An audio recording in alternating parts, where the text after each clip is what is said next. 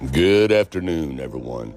Now, I'm sure all of you have noticed online that a lot of people are talking about why are these people allowed to be in this canopy? Why isn't this marked off and taped off as a crime scene? And why is this guy in the white shirt taking the most very important camera down? What you think is the most very important camera there? Why is he taking it down? Well, here's why. Because it's not a crime scene. A crime didn't take place here, and that's not a camera. Now, before I tell you what it is, I want you to get a real good look at it as he's taking it down. Anybody figure out what it is yet? Okay, here's what it is. It's called a hologram projector. And if you don't believe me, you can go look them up online. And they're not cheap. They're not cheap. Usually 20 to 60, 70, $80,000 for these things, and they come in different varieties. Now, Hollywood calls them hologram stage projectors. Now, you see how Charlie's little tent there is a perfect square? And as you can tell, it's 10 foot squared, 10 foot all the way around on each square, and it's about 9 foot tall. That's because it has to be for the projection to work. Now, let's explain. For smaller spaces, the projectors can be configured with mirrors to elongate the projection path and maintain picture integrity. Eyeliner displays ideally require a minimum footprint of 10 feet square and a height of 9 feet to show full-size human figures. What you are seeing is a reflected image which is so true and realistic to the original, it has become known as a virtual image. Many people perceive what they are seeing now as a 3D hologram. In fact, it is a 21st century take on a mid-19th century visual effect known as Pepper's Ghost, showing now on the relay screens.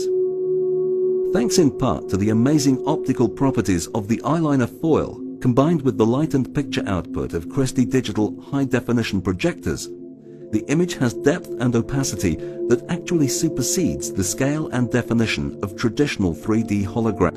Like I said before, 10 foot squared, 9 foot tall. This canopy was made this size for a purpose because it is a hologram stage projection that you guys were watching. These performers are holograms.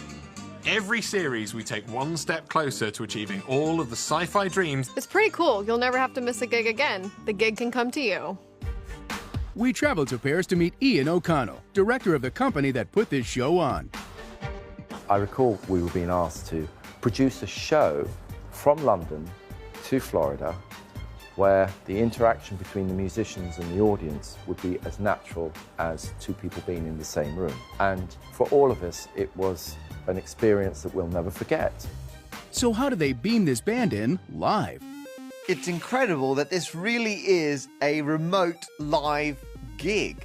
The signal from London takes less than 1/3 of a second to go all the way around the world and be projected as a hologram on the stage in the US.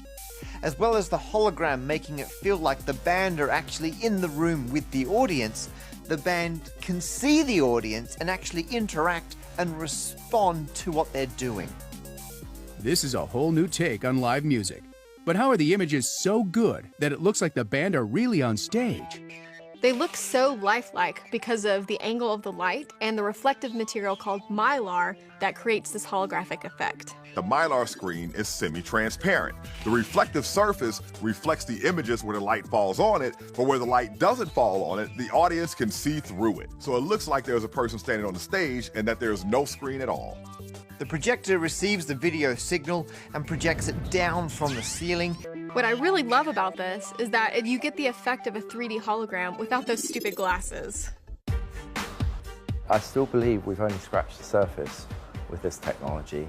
I think we will see pop-up holograms everywhere. That's it, the holograms are here. We're officially in the future.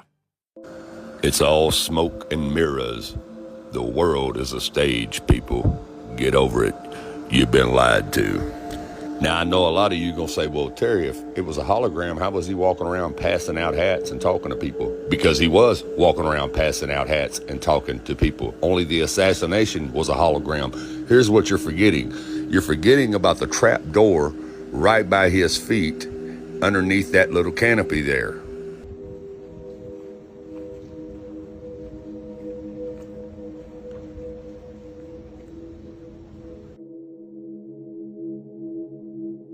This is the place he got shot.